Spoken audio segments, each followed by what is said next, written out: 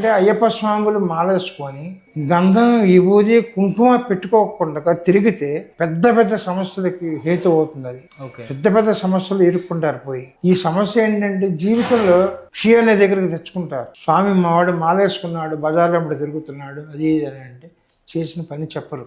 మేము ఎప్పుడు మాలేసినా చెబుతూ ఉంటాం. విభూది శివప్రీతి, గంధం విష్ణు ప్రీతి, కుంకుమ శక్తి ప్రీతి. శక్తి అంటే ఎవరు? అయ్యప్ప. 5 కొండల మీద ఉన్నది అయ్యప్ప. అయ్యప్ప శక్తి రూపం. ఓకే.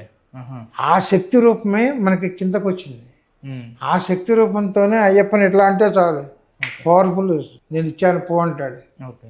ఆ బొట్టు లేకుండా తిరిగితే స్వామి ఎంతగా బాధ పెడతాడంటే, బొట్టు ఉంటే ఎంత బాగా చూసుకుంటాడంటే, ఇప్పుడు మన చంటి పిల్లడికి స్నానం చేయించి పౌడర్ రాసి అది ఏదో నల్ల బొట్టు పెడతారు, ఈ పక్కన పెడతారు, ఎంత అందంగా ఉంటాడు.